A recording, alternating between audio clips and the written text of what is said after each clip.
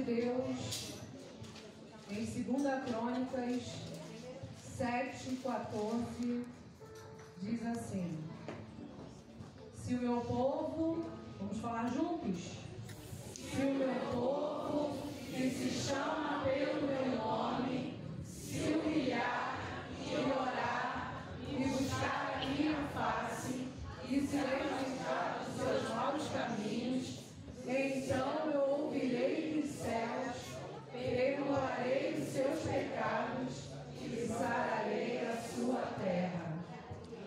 O Cadu está de alto, irmão. Amém. Glória a Deus. Amém. Aleluia. Nós clamamos. Amém. E o Senhor ouviu a nossa oração. Amém. Amém? Glória a Deus. Obrigado, Senhor. Obrigado, Deus. Obrigado porque o Senhor ouviu o nosso clamor, Pai. Obrigado, Senhor, porque o nosso Cadu já está em casa. Obrigado, Deus, pelo teu cuidado, Pai, com as nossas vidas. Obrigado, Senhor, porque mesmo nós não merecendo nada, o Senhor ouve as nossas orações. Obrigado pelo teu cuidado com a família do Renato, da Cília. Obrigado pelo teu cuidado com a vida do Cadu. Deus, Ele é teu, Pai. E que a cada dia, Senhor, Ele possa melhorar mais e mais. E que Ele fique, Deus, curado completamente. Para a honra e glória do teu nome. E agora, Senhor, estamos aqui na tua casa para te louvar e engrandecer o teu nome. Que teu Espírito Santo tenha liberdade em nosso meio. Deus, fale conosco, Pai.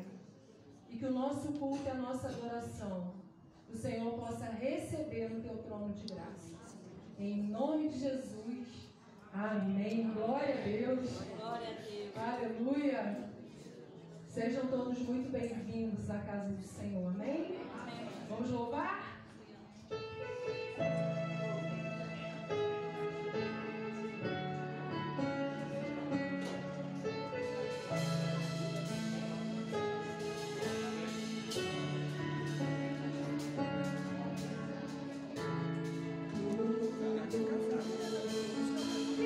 Está preparado aqui a casa e o meu coração.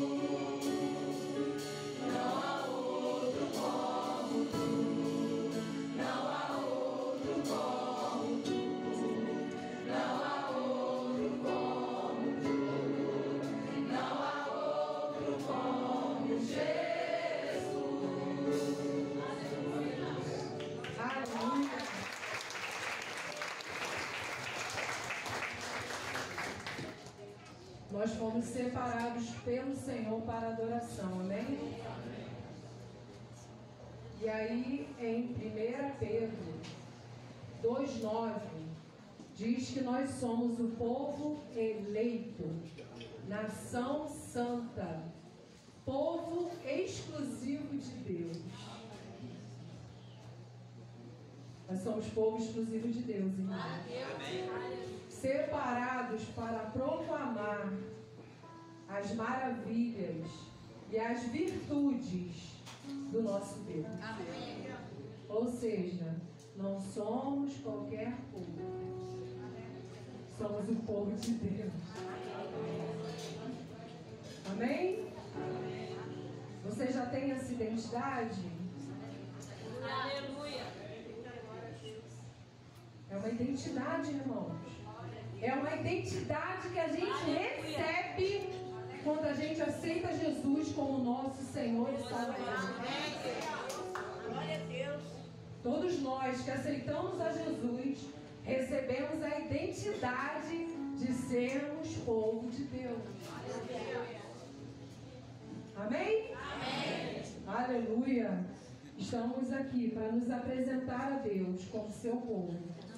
E seremos reconhecidos por Ele como povo dele. Amém?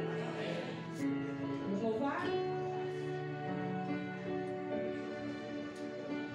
Quero me apresentar a Ti, ó Deus, te ofertar em louvor, me entregar, me derramar nos Teus planos, cumprir, que possas achar em mim a voz que desejo ouvir. E toca o Espírito, abre o céu e enche o meu coração. Ser reconhecido, marcado por transformação, provado pelo fogo, habilitado pela unção. Sabe todos os meus dias que pra Ti para a morte eu vou andar com Deus. O Senhor conhece os que são seus, ouve a voz sincera de um adorador que separou e marcou no seu altar para servir.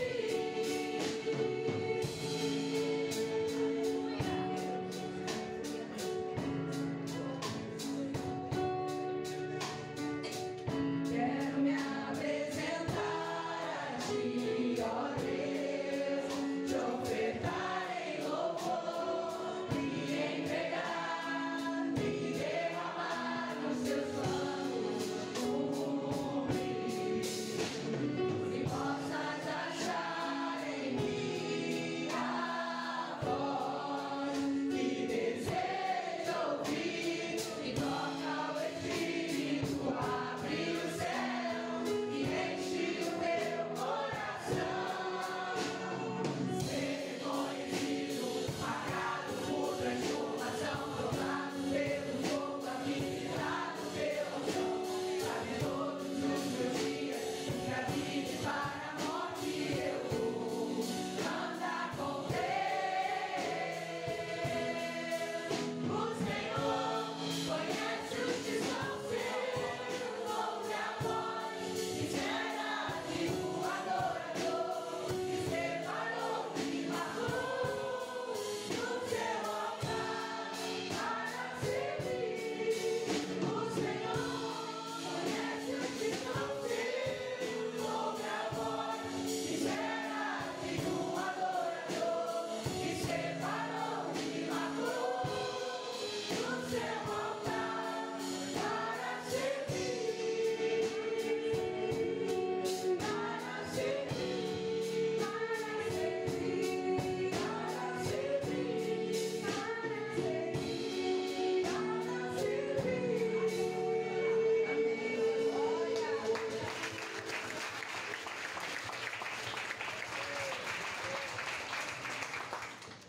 Fomos separados pelo Senhor para servir. Amém? Amém. Aleluia. Obrigado, Deus.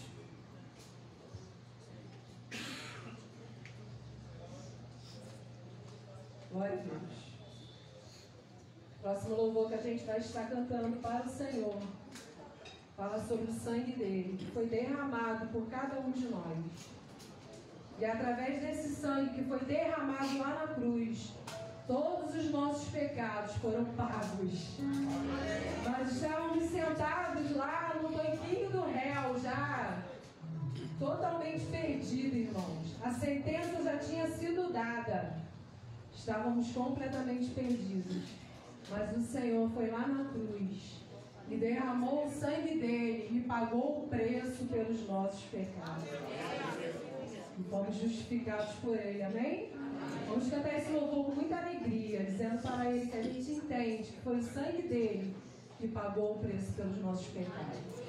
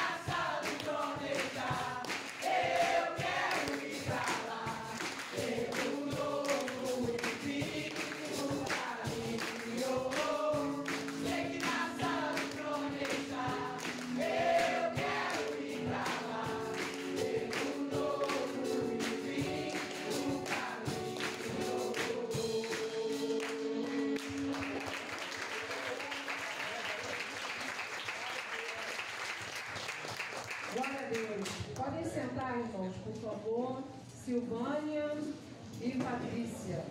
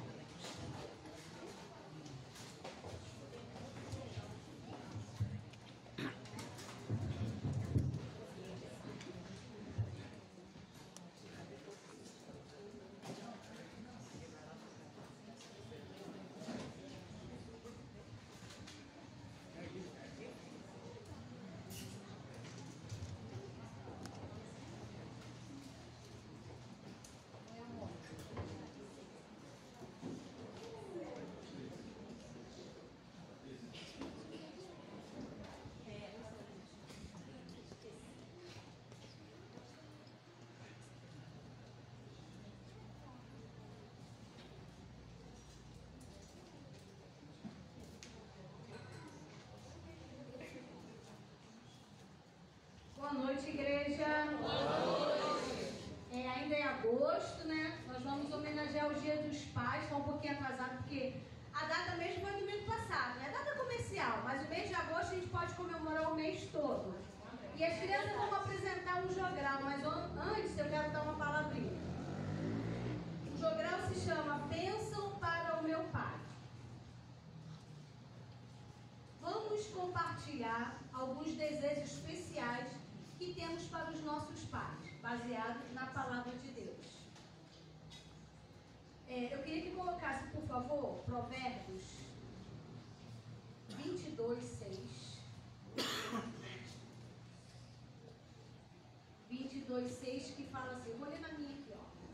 Ensina a criança no caminho em que deve andar, e ainda quando for velho, não se desviará dele. Esse caminho, no caminho, é um período de crescimento e aprendizado.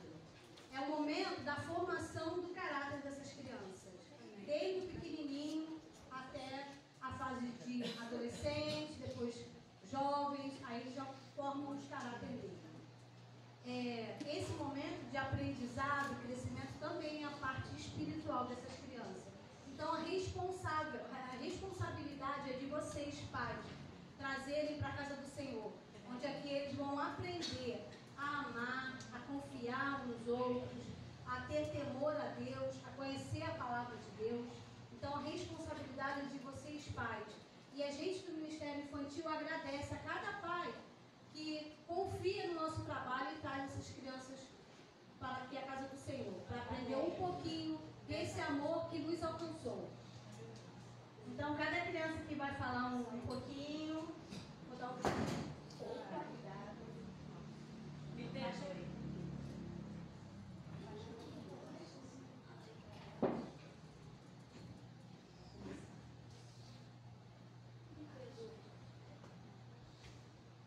Perdoe, pastor e a igreja.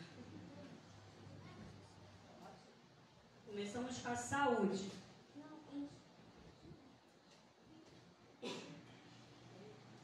A paz.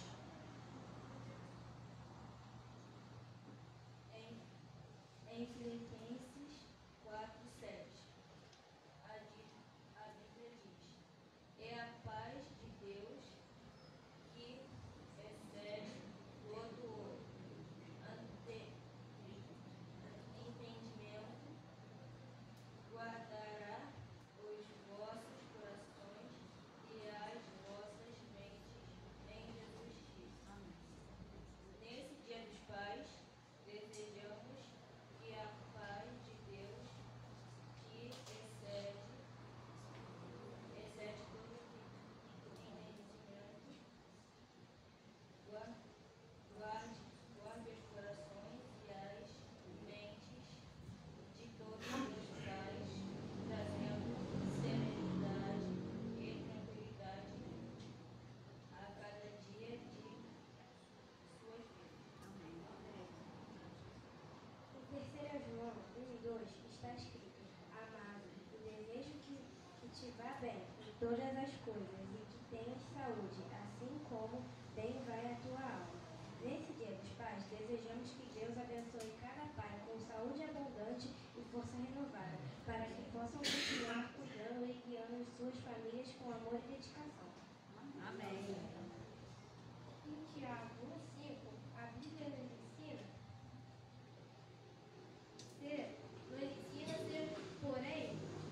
porém, alguns de vocês necessitam de sabedoria.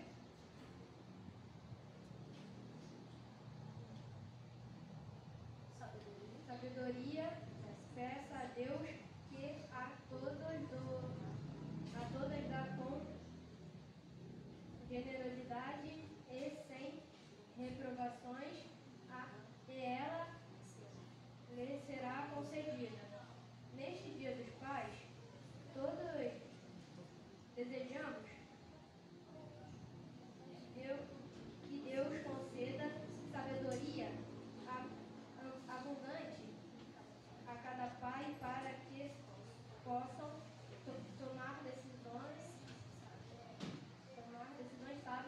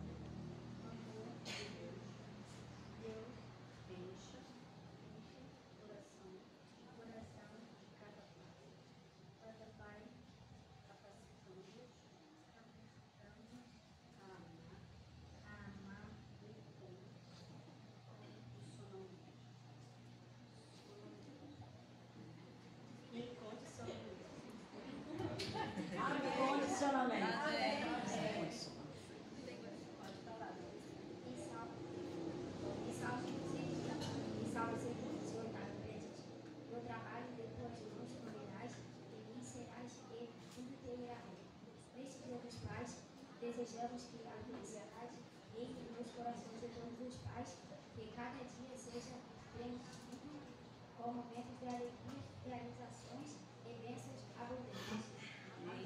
Amém. Amém. Obrigada, crianças.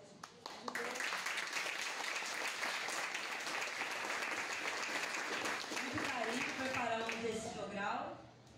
Amém? Que todos os pais sintam-se honrados e amados hoje por essas crianças. Mamãe e vovós também são papais, dia a dia. E agora nós vamos chamar os pequenininhos para apresentar a musiquinha dos pais.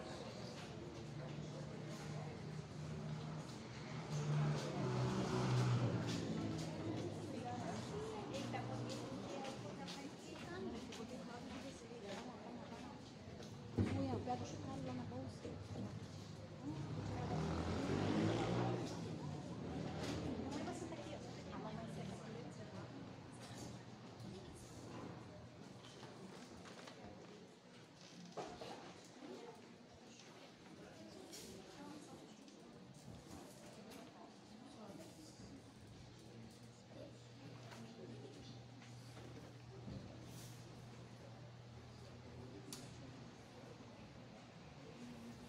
Agora as crianças nos apresentar um lindo hino para os papais, tá bom?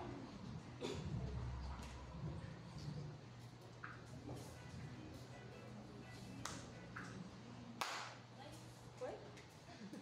Eu escutei a musiquinha.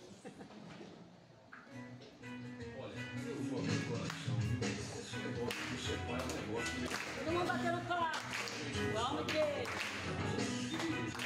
Tem saudade. Mas bem que eu gostaria de saber.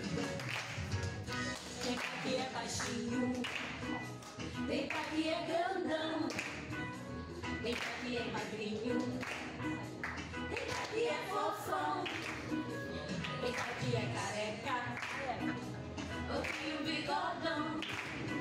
Mesmo sendo diferente quando é o pai da gente, a gente ama de montão.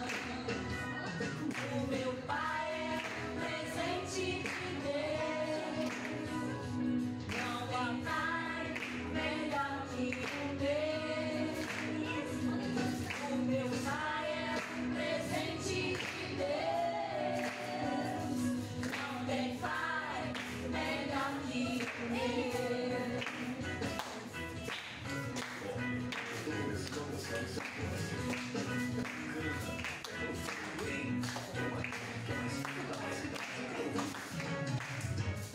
Tem pai que é sério, tem pai que é brincalhão, tem pai que fala muito mal, tem pai que é quietão, tem pai que joga bola, toca violão. Eles são diferentes quando é o pai da gente, a gente ama de montão. O meu pai é um presente de Deus. Não tem pai melhor que o meu. Meu pai é um presente de Deus. Não tem pai melhor que o meu. Meu pai é um presente de Deus. Não tem pai melhor que o meu. Meu pai é um presente de Deus. Não tem pai melhor que o meu. Vamos lá. Vou dizer uma coisa pra você. Eu não sei como, mas eu gostei dessa música. Gostei mesmo. Que música legal.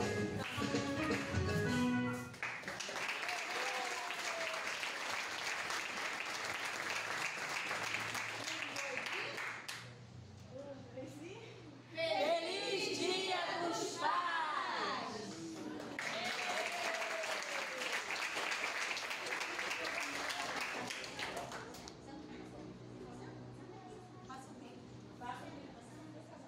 Vamos repetir.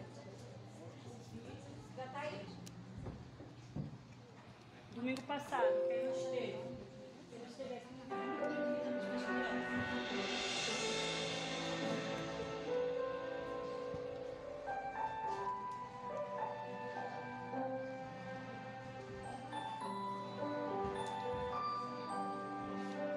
Que o Senhor te abençoe e te guarde com carinho, resplandeça o seu rosto sobre ti no caminho. Que sua misericórdia não te deixe jamais, sobre ti graça e te dê a paz. És meu galardão e eu amo você. Estarei aqui só pra te proteger. Você que faz crescer, mas não venha esquecer que o Senhor é bom, foi Ele quem me deu você.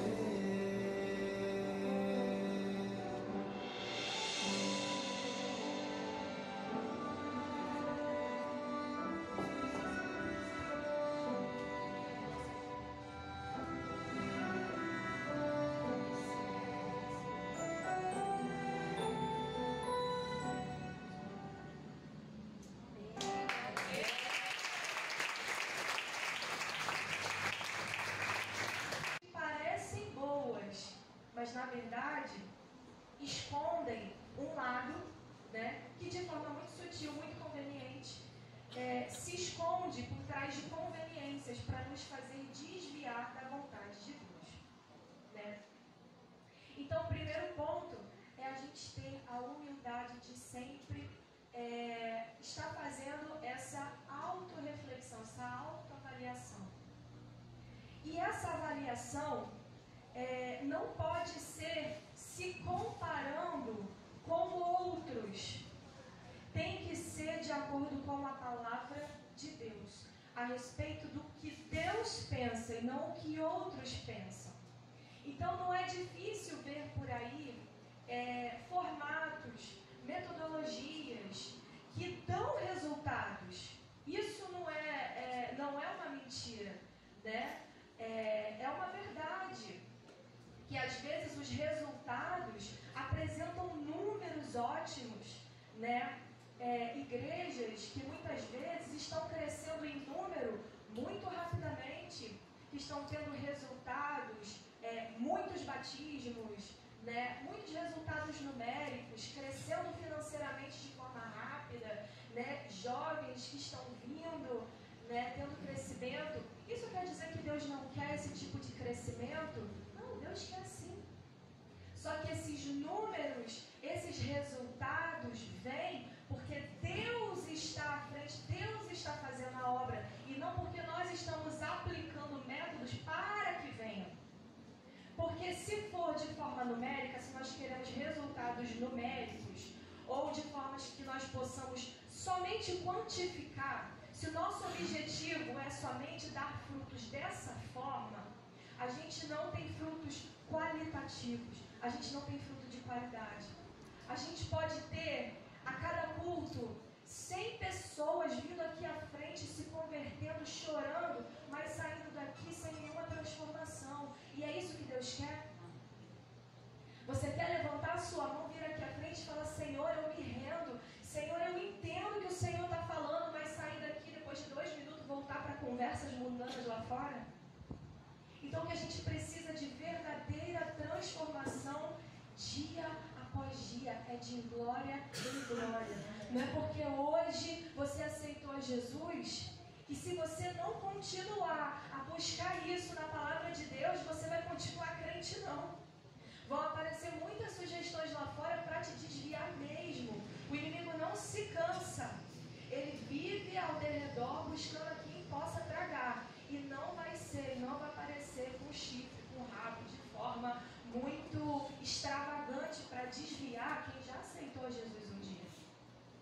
Então, Ele vai trabalhar justamente nas nossas motivações, que talvez não estejam de acordo com a vontade de Deus. Ele vai trabalhar nas nossas vaidades, na nossa falta de humildade de reconhecer que a gente tem que voltar para a Bíblia, que a gente precisa voltar para entender aonde é que nós estamos indo bem, mas aonde é que o Senhor diz: eis que tenho algo contra ti. Nesse ponto. Então é muito importante para cada um de nós termos esse cuidado, para que a nossa visão não esteja turbada, limitada, os nossos ouvidos tampados, limitados com aquilo que um dia a gente já ouviu, a gente entende dessa forma e tem que ser dessa forma, porque sempre foi assim. Mas isso veio da onde? Isso veio realmente da palavra do Senhor, ou veio de uma concepção nossa a respeito de uma outra, um outro momento que a gente viveu em outro lugar, aprendeu de uma forma? Mas será que essa forma que a gente aprendeu é aquilo que Deus queria para a nossa vida? Então nós precisamos estar sempre acordados. Não se deixem adormecer por falácias mundanas que parecem bíblicas, que parecem boas, mas só querem nos levar de forma muito sutil, sem que a gente perceba, pro buraco. Então o inimigo, ele quer levar os crentes para o inferno. Só que ele vai fazer isso de forma muito sutil. E provavelmente ele vai fazer com que você permaneça dentro da igreja. Não vai tentar te tirar da igreja. Ele quer que você vá para o inferno dentro da igreja. E isso é muito mais sério do que a gente possa imaginar. Às vezes a gente pensa que perdido é quem está fora da igreja.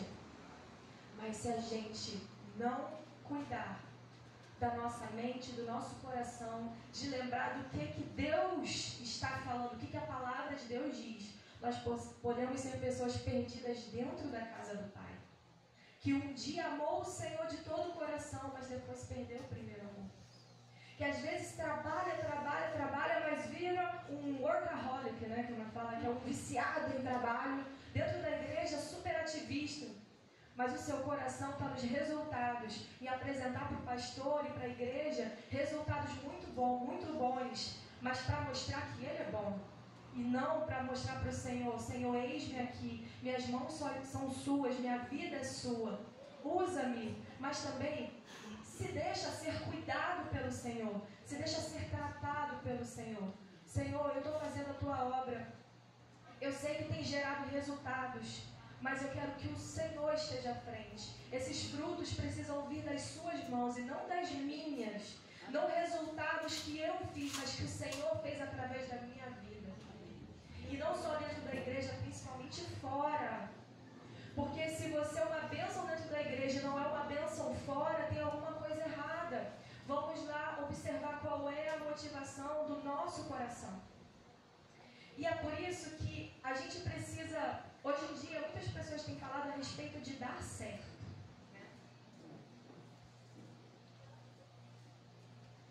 Essa é uma frase que as pessoas falam, né? A gente precisa fazer algo que dá certo. A gente precisa fazer de um jeito que dá certo. Mas tem muita coisa que Deus nos chama para fazer que não vai dar certo. Aos olhos humanos não vai dar certo. Aquela garagem lá, quem disse que aquilo ia dar certo? Estava dando certo? Parecia que estava dando certo? Parecia? Não parecia.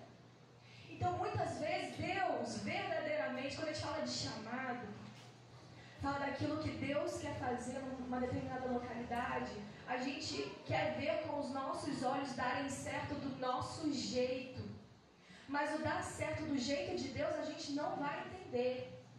No começo a gente não vai entender, a gente só vai entender quando os frutos vierem. E os frutos vão vir conforme a vontade de Deus, que às vezes até com os frutos a gente não entende.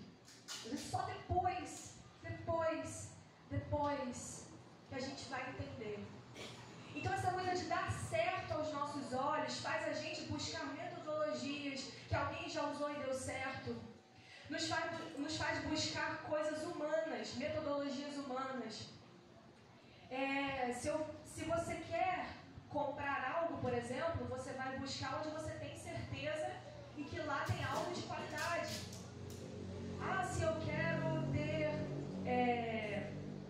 Se eu quero ter alguma coisa de qualidade, eu vou buscar numa loja que eu tenho certeza. Talvez pague até mais caro por causa de uma marca. E às vezes tem algo com a mesma qualidade que não é tão caro assim. E às vezes a gente se apega a nomes, a títulos, a marcas. E a gente, ao invés de buscar o direcionamento do Senhor, o que é melhor? O que é melhor para mim? O que é melhor para minha família, para minha igreja? O que eu preciso buscar? O que eu preciso fazer para dar certo aos olhos de Deus? De uma forma que muitas vezes quem está do meu lado não vai entender, mas o Senhor está dizendo, agora está certo, agora está dando certo, está na garagem, mas está dando certo, está ali em frente à garagem da Pérez, mas está dando certo, está aqui agora, está dando certo, Deus está abrindo o caminho, glórias a Deus por isso. Mas tem algo muito importante também que a gente precisa entender. Deus tem abençoado essa igreja de forma tremenda e isso é impossível negar. Deus tem abençoado muito essa igreja e glórias a Deus por isso. Mas porque Deus tem aberto portas para essa igreja, não quer dizer que todos podem realmente estar vivendo a mesma coisa. Isso é uma realidade. Então tem muita gente que é abençoada por tabela. Ló foi abençoado por causa de Abraão. Labão foi abençoado por causa de Jacó. E quando eles tiveram que se separar? E quando Abraão teve que se separar de Ló? E quando Jacó teve que sair da casa do seu sogro? E aí?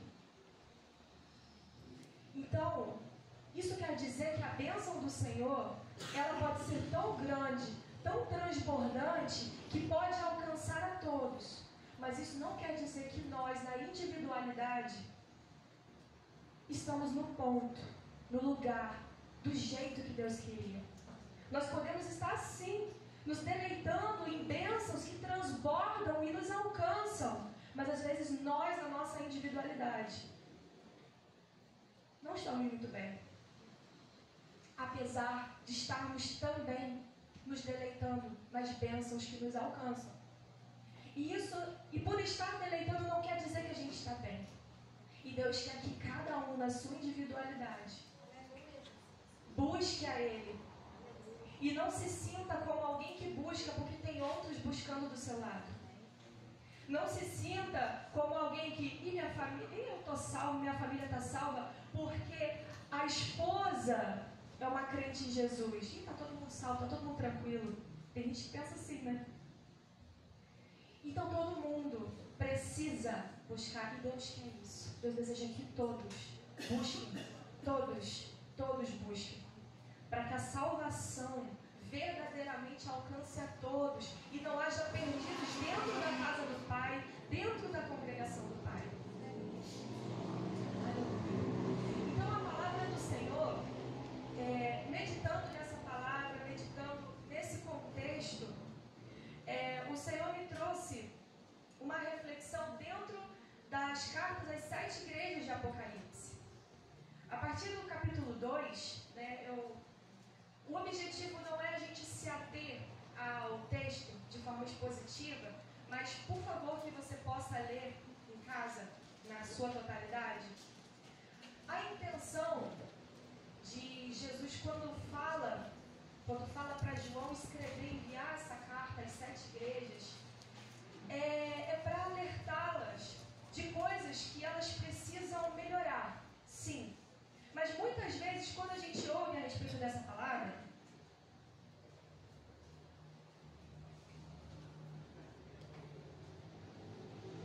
a gente ouve sempre que são palavras do Senhor Jesus para que as igrejas se consertem, não é verdade? Então ele diz uma palavra a respeito de Éfeso, Esmirna, Pérgamo, Tiatira, Sardes, Filadélfia e Laodiceia.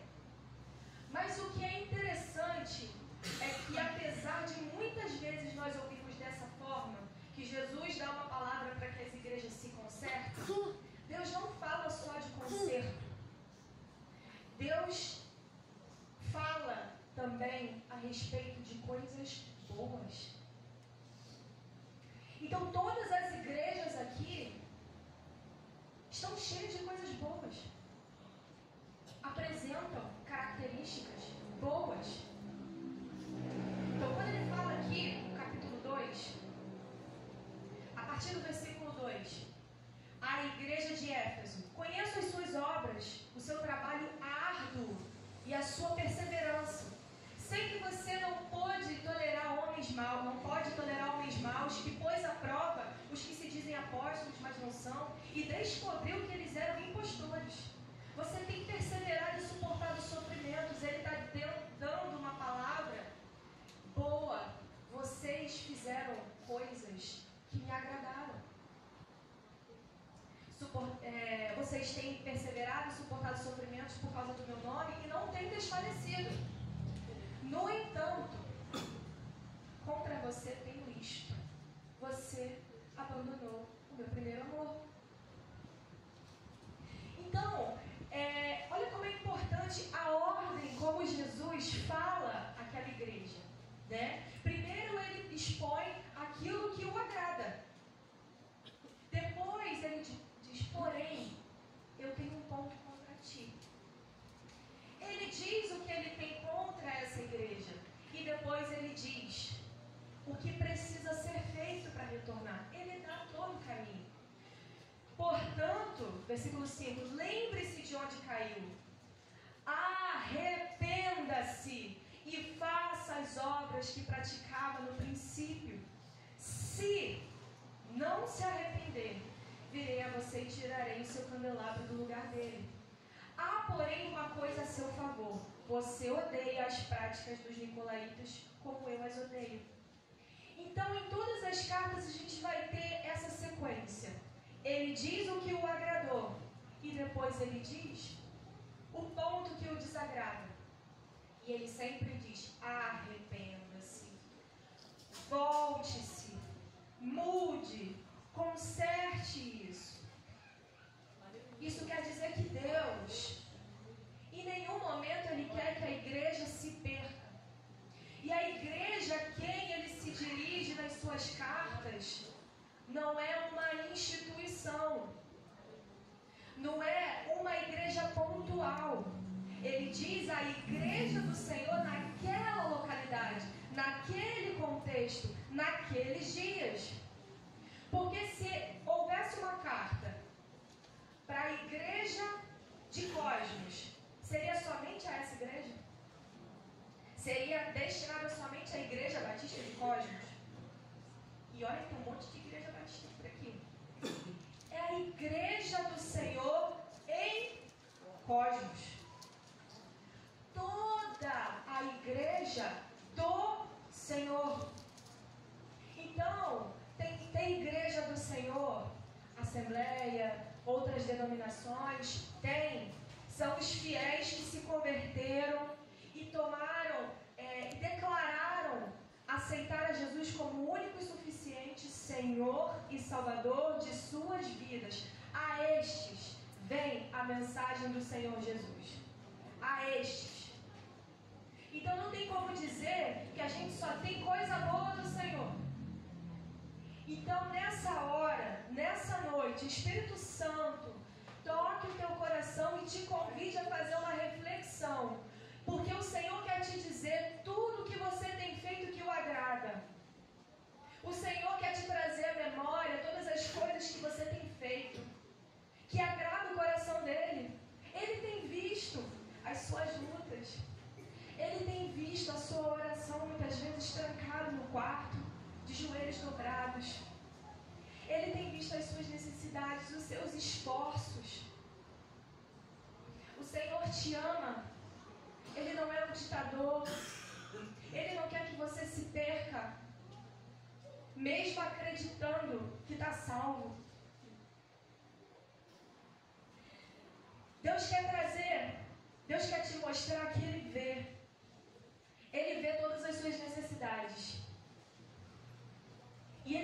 seu lado em todo o tempo para te suprir em todas elas. Em tudo, em todas as coisas. Mas ele também quer dizer, olha, eis que tenho contra ti algumas coisas. Eu não sei o que o Senhor tem trazido ao seu coração nessa noite. Eu não sei se talvez o Senhor esteja te chamando a voltar ao primeiro amor. Eu não sei se nessa noite o Senhor tem te chamado a parar de dar ouvidos à doutrina de Balaão. Porque a doutrina de Balaão, ela funciona, tá? Balaão não errava uma profecia. Ele acertava todas. Mas ainda assim, ele era considerado um falso profeta da palavra do Senhor. Porque tudo que ele fazia, ainda que ele acertasse as profecias, ele fazia tudo com uma motivação errada no coração. E ele foi capaz de, por causa do conhecimento que ele tinha, do dom que ele tinha, ele foi capaz de fazer um povo inteiro se corromper. Porque ele sabia como fazer o povo de Deus se corromper. E isso é estratégia maligna. Estratégia maligna. Então, a doutrina de Balaão funciona. Acerta, dá resultado, mas não é o que Deus quer. Não é. E nós precisamos ter discernimento para saber qual é a boa, perfeita e agradável vontade de Deus. Eu não sei o que Deus está trazendo ao seu coração agora. Se existe algo que talvez você esteja tolerando, alguma doutrina de Jezabel que você esteja tolerando, que Deus não tolera, mas você está tolerando, na sua vida, na sua casa, na sua família, no seu trabalho, no seu lar. Se é alguma coisa que você não deveria estar vendo e você continua dando lugar. Se é alguma fala que você não deveria, ou até mesmo que não parte de você, mas parte de alguém da sua família, e você deveria se posicionar, mas ainda não se posicionou. Talvez como chefe de família, se Deus te deu autoridade, te incomodou, que é você que tem que botar ordem, então faça, porque é de você que será cobrado. Então não tolere aquilo que Deus não tolera. Talvez Deus esteja te chamando para isso hoje. Para que Deus fale ao seu coração: eis, porém, que tenho contra ti isso, que tenho tolerado aquilo que eu odeio, que eu não tolero. Que talvez você tenha dado brechas para que entre no seu lar pessoas que não amam a Deus. E isso corrompe, né? As más companhias corrompem os bons costumes.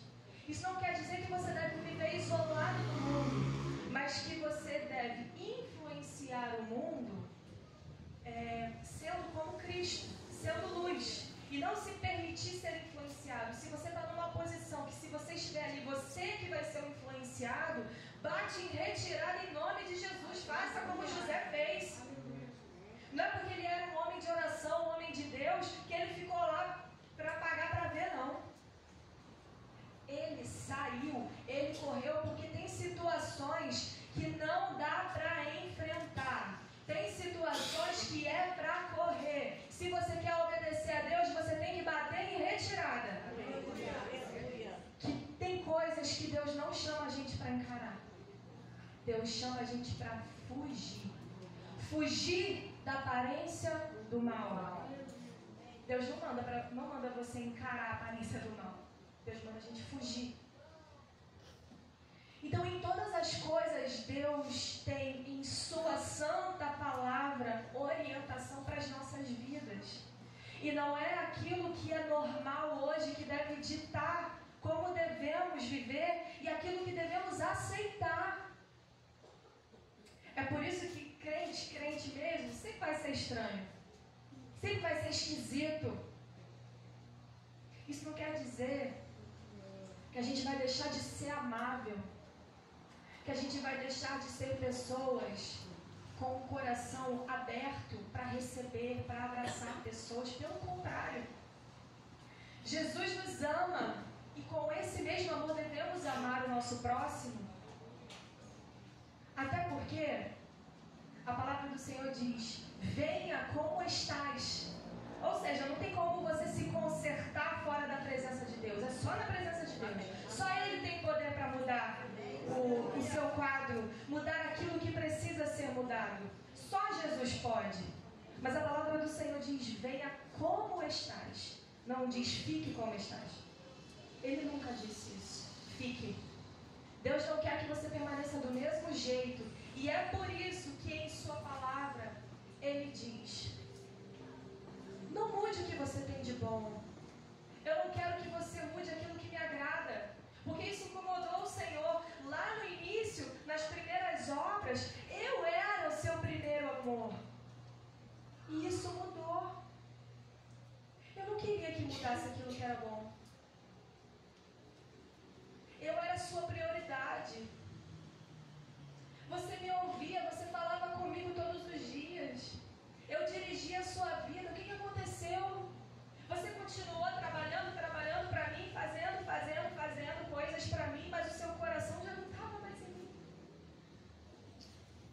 Então aquilo que é bom, é por isso que Jesus começa falando aquilo que é bom, porque aquilo que é bom, Ele não quer que mude. Não mude, porque as coisas boas, o mundo vai nos influenciar a parar de fazer. Por exemplo, se aquilo que você faz toda semana está dando certo, o mundo vai te falar: está dando certo, vou orar para quê?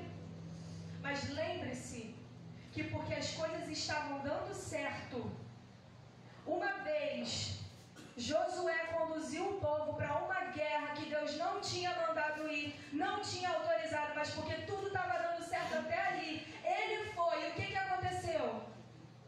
Perderam a guerra. E perderam muitas pessoas. Muitas pessoas morreram. A perda que Josué teve foi numérica. Mas quantas perdas espirituais muitas vezes nós temos? Quantas mortes espirituais nós temos? Porque às vezes tomamos decisões, tomamos passos sem orientação de Deus. Ou deixamos que outros tomem a decisão por nós, na hora que nós deveríamos nos posicionar.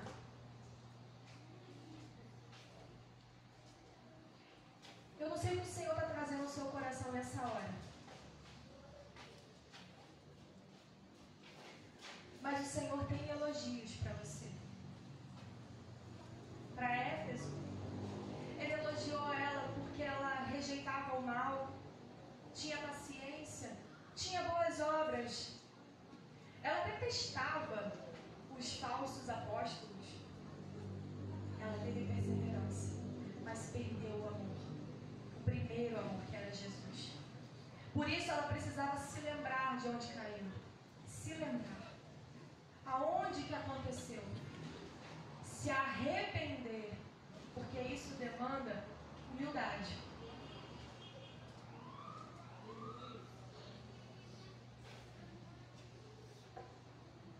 Porque muitas vezes, talvez por ter conhecimento bíblico, por estar num cargo de liderança, por ter a responsabilidade de ser exemplo para os seus discipulados, você evite reconhecer isso. Mas não reconhecer não agrada a Deus.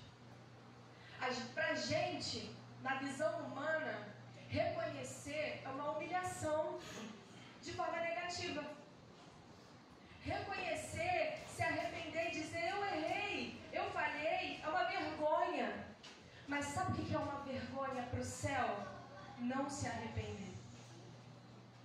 Porque quando a gente se arrepende e fala: Senhor, realmente eu errei aqui, mas eu me entrego por inteiro para o Senhor me transformar, isso daqui nunca mais voltar a acontecer, para a honra e glória do seu nome, eu vir a frutificar e multiplicar na tua presença, aí tem festa no céu.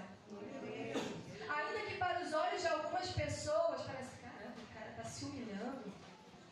Líder, precisava disso. Não, para o céu precisa sim. Para o meu Senhor precisa sim. O meu coração precisa ser dele. E eu não preciso atender a expectativas de pessoas, expectativas fúteis das pessoas. Eu preciso atender a expectativa de Deus. E Deus quer que eu seja exemplo. Isso sim eu preciso fazer. Mas se atender a expectativa das pessoas significa não se arrepender, não reconhecer as próprias falhas e buscar no Senhor a mudança, isso é que é uma vergonha. Porque o reino é totalmente diferente da ideia do mundo. Enquanto os nossos olhos estiverem no mundo, a gente vai ter muita dificuldade de entender o que é o reino. E sempre, na maioria das vezes, vai ser muito diferente da visão mundana. O dar certo para o Senhor vai ser diferente da visão mundana. O estar certo, de acordo com a palavra de Deus, vai ser diferente da concepção mundana. Por isso é tão importante buscar em Deus, porque só o Senhor sabe. E só o Senhor pode dizer quem nós somos. O que tem de bom em nós e o que há de errado. Porque é a opinião do Senhor que precisa importar para nós. É a opinião dele. Olha que interessante. Na carta à igreja de Esmirna, a partir do versículo 9: conheço as suas tribulações e a sua pobreza, mas você é rico. Olha isso. Uma igreja desprovida de recursos financeiros. Você está dizendo, você é rica para comigo. Conheço a blasfêmia dos que se dizem judeus e não são. Se a gente trouxer esse versículo, esse trecho para os nossos dias, o que seria isso? A gente poderia dizer, conheço a blasfêmia do que se dizem crentes e não são. No entanto, são sinagoga de Satanás. Se dizem cristãos, mas quando abre a boca, sepulcro caiado. Misericórdia. Não tenha medo do que você está prestes a sofrer. Eis que o diabo está prestes a lançar alguns de vós na prisão para que sejam provados, e vocês passarão por perseguição durante 10 dias. Seja fiel até a morte, e eu darei você a coroa da vida. Quem tem ouvidos, ouça o que o Espírito diz às igrejas. Aquele que vencer não sofrerá de modo algum a segunda morte. Então, se a gente trouxer para o nosso contexto, o inimigo está pronto para nos colocar em situações de prova. E Deus permite, porque nisso o Senhor vai ser glorificado. Deus não permite se Ele não for glorificado, mas se for para a glória de Deus, quantas vezes, quanto mais a igreja é perseguida, a igreja mais avança. Então, muitas vezes, importa que isso aconteça. E nós precisamos estar prontos, precisamos estar dispostos a fazer conforme a vontade de Deus. Se for nas nossas forças, tudo vai dar muito certo. Olha, vai ter resultado numérico, pois tudo vai se multiplicar, vai ter ótimos resultados. Mas será que está dentro da vontade de Deus? Às vezes, a nossa prova não é a dificuldade, mas às vezes a nossa maior prova é a nossa fartura. Porque o inimigo, ele busca nos tentar naquilo que é a nossa fragilidade. Então, se a gente é muito mais fiel e fervoroso na falta, o inimigo vai tentar formas de fazer você abundar, de te ajudar a abrir portas para você abundar. Porque ele sabe que o seu coração vai ficar nas riquezas. Então, importante a gente observar. Fala, Senhor, sonda o meu coração, porque eu quero dar certo no reino para a glória de Deus, mas conforme a vontade do Senhor. Que os números não encham os meus olhos, que os resultados terrenos não encham os meus olhos e não me convençam de que tudo está dando certo, se para o Senhor não está dando certo. Porque o reino deve crescer, a glória de Deus deve se manifestar, o poder de Deus ele deve se manifestar, e não as nossas concepções. E é muito fácil a gente se perder nisso, é muito fácil. Porque, principalmente quando as coisas são convenientes. Então, para a igreja de Esmirna, eles suportavam o sofrimento, mas, apesar de serem desprovidas de recursos financeiros, o Senhor dizia que ela era rica. Mas, na igreja de Pérgamo, a partir do versículo 13, o Senhor diz: conheça onde você vive, onde está o trono de Satanás. É diferente do que a gente vive. Rio de Janeiro, Sambódromo, tem um Cristo Redentor, mas tem um carnaval. Que haja oração e fervor, muita fé dos filhos de Deus para ser luz nessa nação.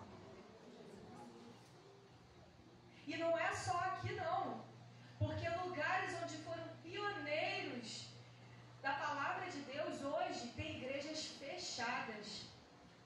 Europa, quantos missionários vieram para cá, dos Estados Unidos, da Europa, de tantos países, e agora nesses lugares tem igreja fechada, lugares que antes era igreja, hoje é prostíbulo, hoje é boate.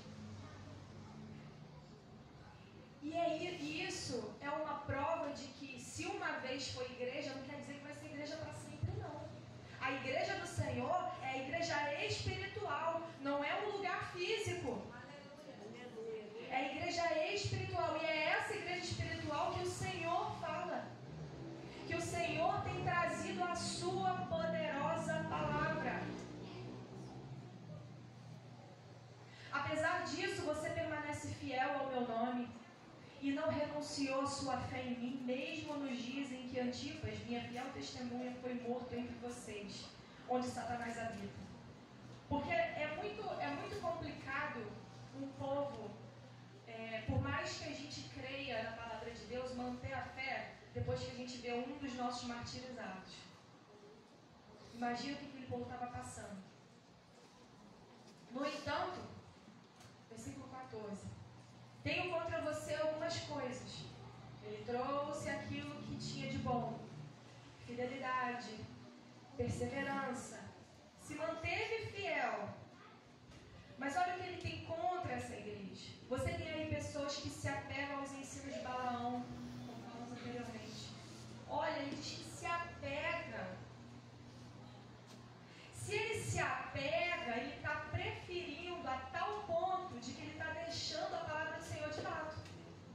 Se ele se apega, ele não quer mais saber qual é a opinião de Deus sobre isso. Não quer mais saber o que Deus quer. Ele quer se apegar àquilo que ele acha que dá certo. Você tem aí pessoas que se apegam aos ensinos de Balaão, o qual ensinou Balaque a armar ciladas contra os israelitas. Nós falamos sobre isso. Induzindo-os a comer alimentos sacrificados. E na verdade foi isso que aconteceu. Ele os induziu a comer alimentos sacrificados a ídolos e a praticar imoralidade sexual. Porque Balaão sabia que para o povo de Deus ser derrotado, eles precisavam pecar contra Deus. Então ele orientava ao povo contrário, ao povo inimigo, a induzir o povo de Deus a fazer isso. Olha aí o tal profeta que acertava todos. Acertou. E acertou mesmo, que se o povo fizesse isso ia cair. Acertou. Mas e aí? Era o que Deus queria para o povo dele? Não era.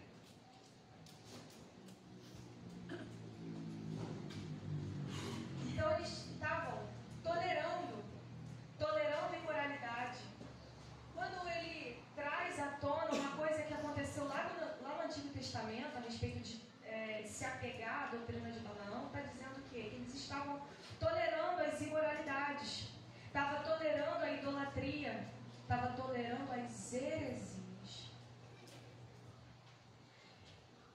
Versículo 15. De igual modo, você tem também os que se apegam aos ensinos dos nicolaítas. Portanto, arrependa-se, senão virei em breve até você e guerrearei contra eles com a espada da minha boca.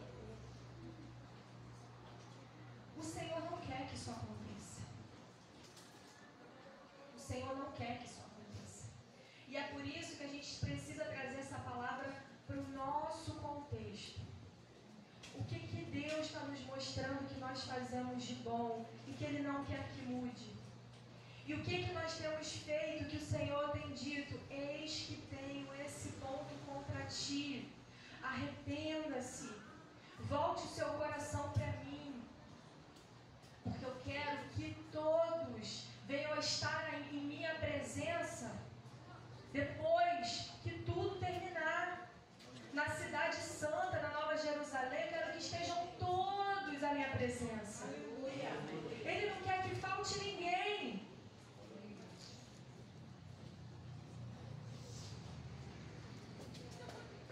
Para a igreja de Tiatira, ele vai declarar que a igreja tem amor, serviço, fé e paciência. Versículo 19.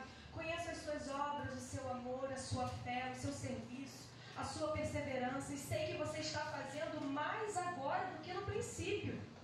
Olha quantas coisas que o Senhor relatou a respeito dessa igreja, que pode ser qualquer um de nós.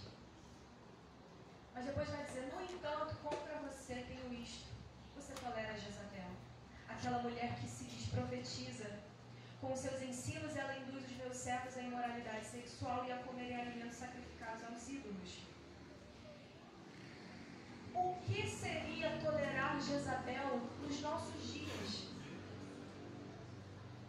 Será que tolerar horas e horas rolando feed de redes sociais não seria tolerar de certa forma a Jezabel? Porque quando a gente rola o feed aparece de tudo. Meus irmãos, não adianta a gente pensar que só eu ir lá e programar as minhas redes sociais para não aparecer nada que eu não queira. Claro, a gente deve fazer isso, até porque a gente não vai viver alienado do mundo. Não tem problema, não é pecado ter rede social, não é pecado ter celular, ter internet, nada disso. O pecado é o que a gente faz que desagrada a Deus através desse aparelhinho, da internet, desse bendito, né? Tanto que, se hoje a gente tem uma oportunidade que os missionários, que os apóstolos não tiveram antigamente, de ter acesso ao mundo inteiro. Agora, tem uma câmera aqui na minha frente que está transmitindo esse culto, que pessoas vão estar ouvindo essa palavra hoje, podem ouvir outro dia, daqui no futuro, daqui a alguns dias, daqui a alguns anos, e serem tocados pela palavra de Deus e se converterem. E que muitos outros não tiveram essa oportunidade. O apóstolo Paulo, quantas vezes ele teve que viajar, né, por vários países, pregando o evangelho de forma incansável. E hoje, se eu simplesmente gravar um vídeo falando da palavra de Deus, muitas pessoas podem ver. Às vezes, com 10 minutos de postagem, eu posso ter 1000 visualizações. Quando que um apóstolo ia conseguir fazer isso? Sozinho. Somente realmente com o Espírito Santo de Deus, reunindo milhões e milhões de pessoas para ele pregar. Deus pode fazer isso, mas ele sozinho. Então hoje nós temos recursos a nosso favor. Tem que ser ao favor do reino e não contra nós. Não contra o reino, não contra a sua vida, não a favor de Satanás para te jogar no inferno, mas a favor do reino para te manter firme na presença do Senhor e para trazer outros para o reino de Deus. Então, como seria tolerar a doutrina de Jezabel nesses dias? Seria isso. E mesmo a gente programando as nossas redes sociais, vamos ser sinceros, às vezes a gente abre a aba de pesquisar do Instagram, por exemplo. Gente, sem brincadeira, eu não pesquiso nada que não seja relacionado a coisa cristã. E mesmo assim, eu evito abrir aquilo. Porque mesmo não pesquisando, não vendo, não compactuando, o algoritmo pode, acho que você gostaria de ver isso. Não, querido. E eu já disse para você que eu não quero e mesmo assim você quer me oferecer, porque o algoritmo não respeita o que a gente diz para ele. Respeita não. Esse negócio de não, é só você programar o algoritmo para entregar só o que você quer. Mentira! Mentira! O algoritmo, infelizmente, não está em mãos santas, não. Não está. Então, a vigilância é um ato que a gente precisa ter em todo momento. Cada segundo. Cada segundo. E o problema também é que só dizer que está errado é meio complicado, porque como é algo que a gente usa todos os dias, se normaliza muito fácil. É uma coisa que passou, não me influenciou, será que não? Mas abre janelas, né, no nosso subconsciente, atrapalha a vida das pessoas que estão na nossa casa, que estão ao nosso redor, mas é tudo tão normalizado, e essa normalização, que é um pulo para ter uma doutrina de Jezabel em casa, implantada na cabeça. E olha o que acontece, como é algo que se normaliza muito fácil, é mais difícil que haja arrependimento. E aí, no versículo 21 vai dizer, dê-lhe tempo para que se arrependa, mas ela não quer se arrepender da sua imoralidade. Então tem coisa, a gente precisa abrir os nossos olhos espirituais. O que na nossa realidade hoje é mais fácil de se tornar tão normal a ponto de, eu falo, eu não preciso me arrepender disso. Para que eu vou me arrepender disso? Isso daqui não está me influenciando em nada? Será?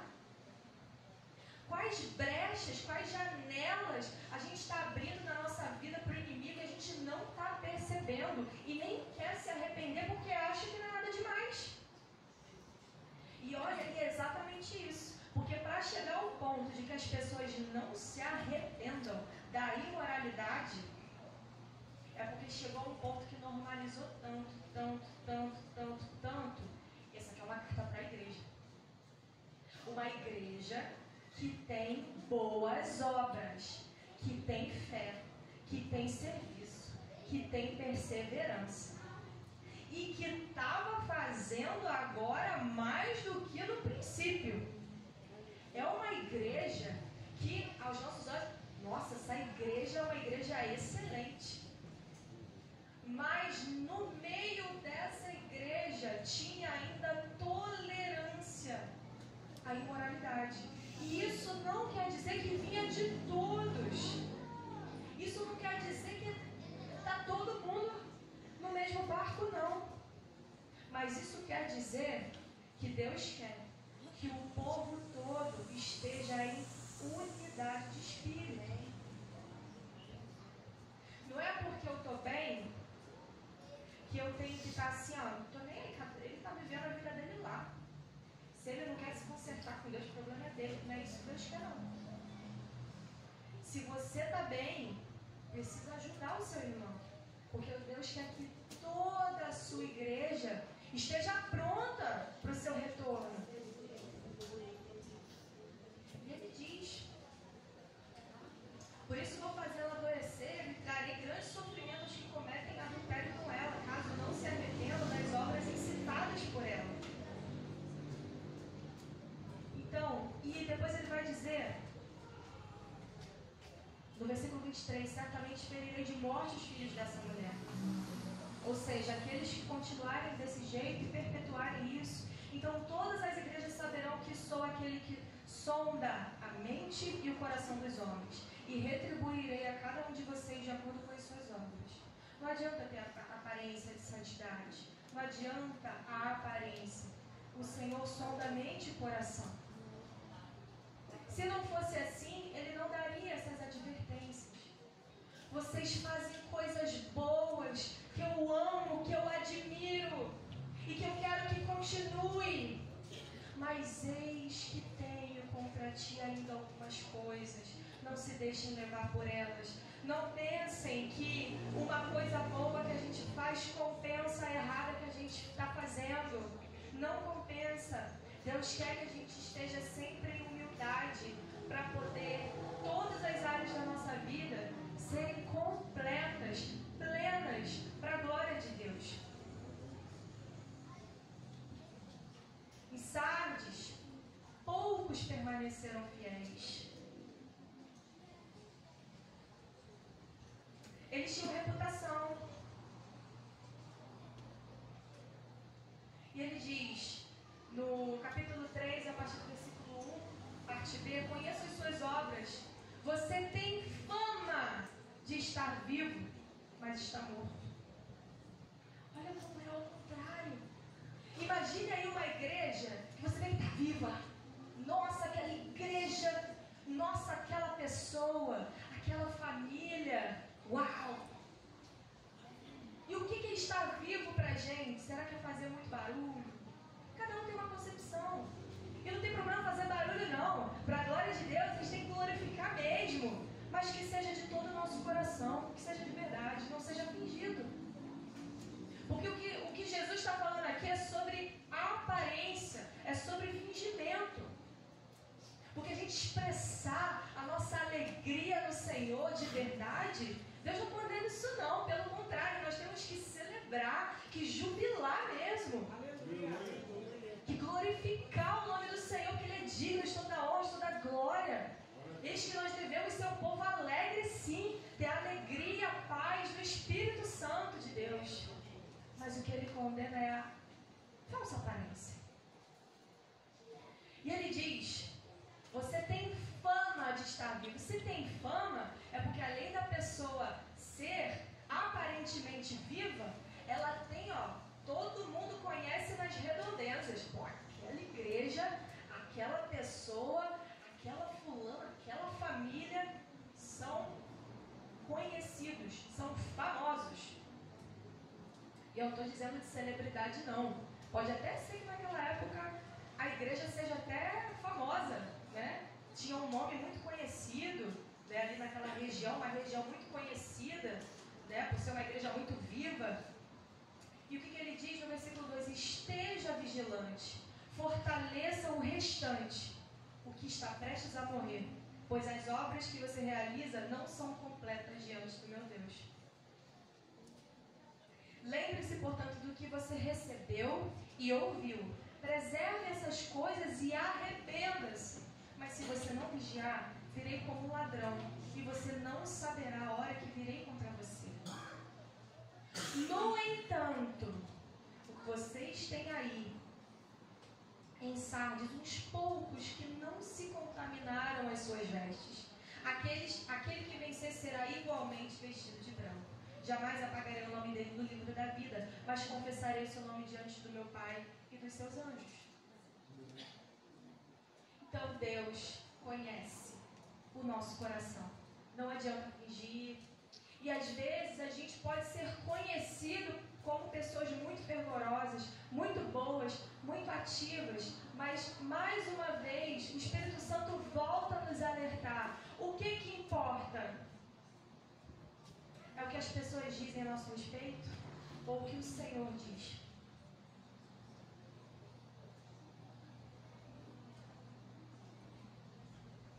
Filadélfia. O Senhor, Jesus, fala bastante a respeito da fidelidade. 3, versículo 8. Conheço as suas obras, eis que coloquei diante de você uma porta aberta que ninguém pode fechar. Sei que você tem pouca força, mas guardou a minha palavra e não negou meu nome. Provavelmente passou por muitas provações. Pode ser que esteja até em pequeno número. Talvez ela não seja tão numerosa quanto as outras. E talvez não demonstre aos olhos humanos resultados tão grandiosos quanto as outras igrejas. Mas o Senhor diz, coloquei diante de você uma porta aberta que não pode ser fechada. Você pode até ter pouca força, mas você guardou a minha palavra e não negou o meu nome. Aleluia. Veja o que farei com aqueles que são sinagogas de Satanás, que se dizem judeus, mas não são, porque mentem. Eis que o farei vir e prostrar-se aos seus pés, então saberão que eu o amei. O Senhor que diz isso, é Ele que fará isso. Ele está dizendo que Ele faz questão de mostrar para aqueles que fingem ser alguma coisa, que aqueles que são fiéis são esses que realmente guardaram a palavra. O Senhor está dizendo que Ele vai fazer questão de mostrar. Esses aqui que vocês estão dizendo que tem pouca força, que são pequenos, pois são esses aqui que eu pus uma porta aberta diante deles. Não pus a porta aberta diante daqueles que são maiores ou daqueles que se dizem muito bons, mas diante daqueles que guardaram a minha palavra e não negaram o meu nome nos dias mais difíceis. E para Laodiceia, o que é interessante é que ele não diz pontos negativos no sentido de assim, coisas pontuais, por exemplo, questão de imoralidade, como diz para algumas igrejas, dizer que estava faltando em alguma coisa. Ele não diz nada disso. Ele só diz: conheço as suas obras. Só que o que é interessante é que ele foca que você não é frio nem quente. Então pode ser que essa igreja, que essas pessoas, que essa localidade estivessem tão habituadas a fazer o certo. Tá tudo certo. Tá tudo certo. Não tem ninguém fazendo nada de errado. Mas sem nenhum amor, fervor no coração. Tudo frio, distante. Tá tudo certo. Não tem ninguém fazendo nada de errado. Ninguém fala palavrão. Ninguém está assistindo nada imoral. Ninguém está fazendo nada imoral. Tudo certo. Mas sem amor a Deus. Porque quando a gente reconhece, é algo que essa semana o Senhor tem falado muito forte no meu coração, que quando a gente dobra os nossos joelhos, quando a gente se prostra perante ao Senhor, verdadeiramente, não é quando a gente conscientemente toma a decisão de dobrar o joelho. Quando a gente se prostra ao Senhor verdadeiramente, é quando a gente está diante da presença gloriosa de Deus tão forte que a gente não suporta ficar de pé. Então a gente pode estar fazendo tudo certo. Cantou direitinho, tocou direitinho, dobrou o joelho direitinho, na hora certa, orou na hora certa. Mas está vazio. Não tem a presença do Senhor. A glória de Deus manifesta, não faz você se prostrar. Não porque você, Senhor, vou dobrar aqui meu joelho porque o Senhor é digno. Mas não, porque a glória do Senhor tem um peso na sua vida, se faz presente de forma tão grande e gloriosa que você não consegue ficar de pé. Porque não é possível ficar de pé diante da glória do Senhor. Ele não divide a glória dele com ninguém. Se as nossas vidas têm mais lugar para outras coisas, a gente pode fazer tudo certo. Mas se não tiver o governo da glória de Deus governando, tendo o império da nossa vida, tendo o trono da nossa vida, a gente não tem fervor. A gente vê alguém chorando na presença de Deus, a gente acha que a pessoa está exagerando. Meu Deus. Se alguém dá um glória a Deus mais alto, fala assim, meu ouvido. De tanta insensibilidade. A glória de Deus pode estar nesse lugar de forma grandiosa. E às vezes a gente não compreender, não entender isso. E entrar vazio, fazendo tudo certo e sair vazio. Então ele diz, gostaria que fosse frio ou quente. Assim, porque é morno, nem frio nem quente, estou prestes a vomitar você da minha boca. Você diz, sou rico, enriqueci-me e não preciso de nada. Está tudo certo, está tudo no lugar. Mas olha como, às vezes, a riqueza é uma prova maior do que a falta. Porque às vezes, quando a gente tem tudo, a gente acha que não precisa do Senhor. A gente para de depender do Senhor. Mas glórias a Deus que essa igreja depende do Senhor. Quando tem fartura e quando tem falta. Glória a Deus. Para que fique, para sempre essa igreja lembrar que até quando essa igreja estiver com a permissão do Senhor num nível suntuoso de tamanho, não para a glória do homem, mas para que mais vidas transformadas venham a glorificar Deus nesse lugar, verdadeiramente transformadas, não para ampliar de número, mas com transformação verdadeira. Quando chegar nesse momento, essa igreja ainda dizer que nós dependemos do Senhor. Dependemos até agora, até aqui nos ajudou o Senhor, e assim vai permanecer até que o Senhor venha. Somente na dependência do Senhor é possível que a gente tenha a vida plena, que a gente tenha uma vida governada pelo Senhor, que Ele seja o nosso Senhor, não apenas o nosso Salvador. E a gente tem o reconhecimento de Deus de que nós temos sido fiéis. E a Laodiceia,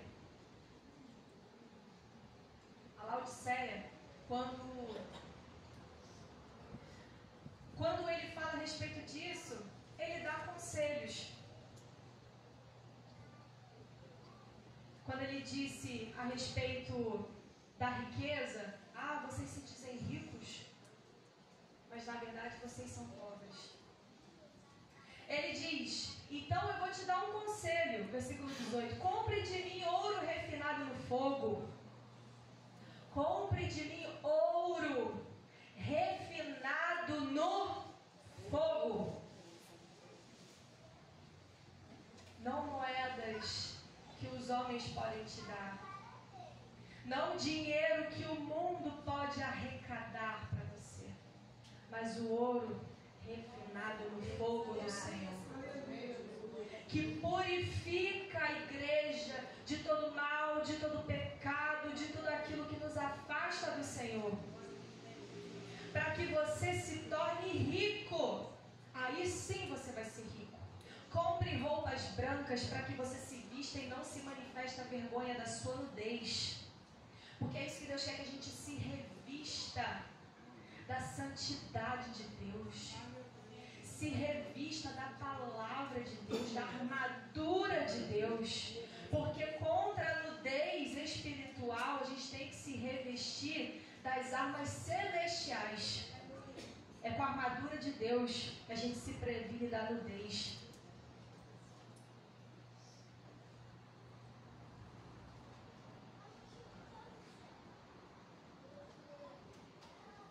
Além disso, compre colírio para ungir os olhos, a fim de que possas ver. Eu repreendo e disciplino aqueles que amo.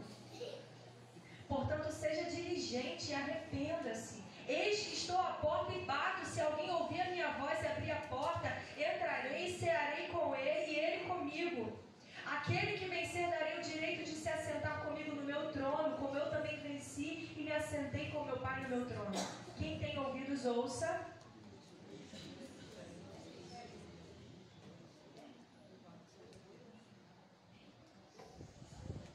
Glória a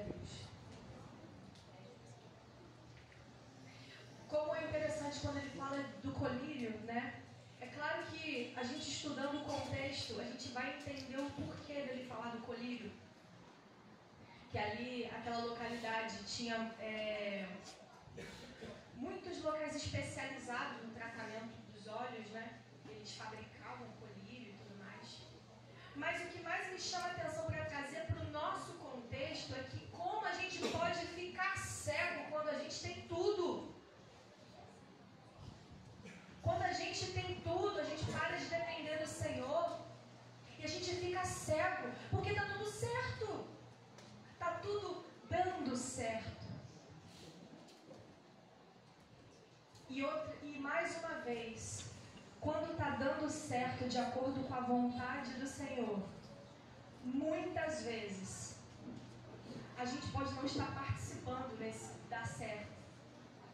A igreja pode estar prosperando de acordo com a vontade do Senhor e a gente não está sendo participante, porque a gente não está fazendo a nossa parte de ter a humildade, de deixar Deus sondar os nossos corações, a gente se arrepender naquilo que Deus nos mostrou que tem algo que ainda o incomoda.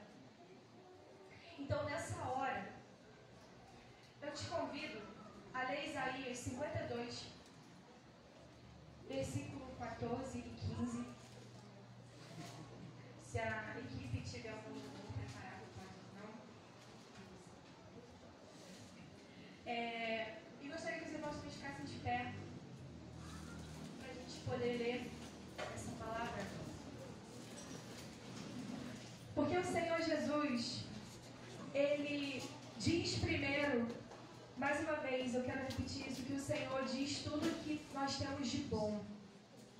Tudo aquilo que nós fazemos que Deus não quer que a gente pare, não quer que por influência do mundo a gente mude. Mas eis que o Senhor pode ter algumas coisas contra nós. Algumas coisas que o Senhor quer que a gente melhore, que a gente mude. Isso daqui não é uma sentença de morte eterna, pelo contrário. Ele quer dizer que nós temos tempo ainda, até que Ele venha para melhorar, para buscar viver de acordo com a vontade do Senhor. E é isso que Ele quer. O seu povo, a sua Jerusalém, a Jerusalém do Senhor, o Israel de Deus, todos unidos, vivendo para a glória de Deus e manifestando a glória de Deus nessa terra. Mas se por acaso ainda existe algum peso no seu coração, algo maligno, algo que o inimigo está dizendo que você está fazendo algo que Deus está te mostrando que está errado, então não tem mais jeito, então você como crente já devia ter consertado isso, ou se você ainda não aceitou Jesus, não tem mais jeito, que não tem jeito para você, como se essa palavra, essas cartas fossem palavras de sentença final. Pelo contrário, Deus está falando para que a gente possa ser um povo vencedor junto com Cristo. Esse versículo 14 diz: como muitos ficaram pasmados diante dele, diante de Jesus. A sua aparência estava tão desfigurada que ele se tornou irreconhecível como homem, não parecia um ser humano. Depois de ter sofrido todo aquele terror antes de ser crucificado. A sua aparência desfigurada representava todo o pecado do mundo, desfigurando a criação. Versículo 15.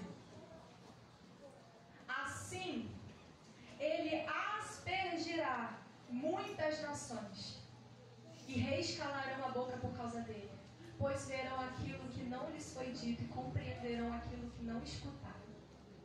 O sangue de Jesus, ele foi aspergido para todos, sobre todos.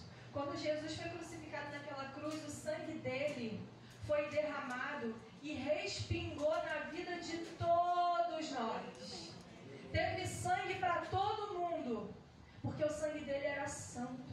Ele sempre foi santo, inocente. E é por isso que o sangue do Senhor me cobre, te lava, te limpa. Tem poder para salvar, para libertar, para curar, para restaurar. Tem poder para todas as coisas. Se você acha que essas cartas, essa palavra do Senhor é uma palavra pesada, então você está se esquecendo que o sangue dele veio para te cobrir de todas essas coisas. Você como já crente, como cristão, ou você que ainda não aceitou a Jesus, o sangue de Jesus pode vir sobre você nessa noite, em nome de Jesus. Vem para todos, para aspergido em todas as nações, para todas as pessoas. O Senhor diz, venha como estás, mas não é para ficar como estás, é para mudar, é uma transformação diária, é de glória em glória, para que o peso da presença e da glória de Deus seja tão poderosa na nossa vida a ponto da gente não conseguir ficar de pé. Oh Senhor, nessa hora, Pai, eu quero te agradecer, Senhor, por essa palavra que veio do céu para o nosso coração, Espírito Santo. Que a cada dia o Senhor venha sondar, Senhor. Não deixa que nenhum dia, Pai, o nosso coração venha se fechar para aquilo que o Senhor quer nos mostrar. Que ainda falta, Pai. Mas que os nossos olhos não fiquem naquilo que ainda falta, porque o Senhor mesmo fala daquilo que o Senhor se agrada de nós.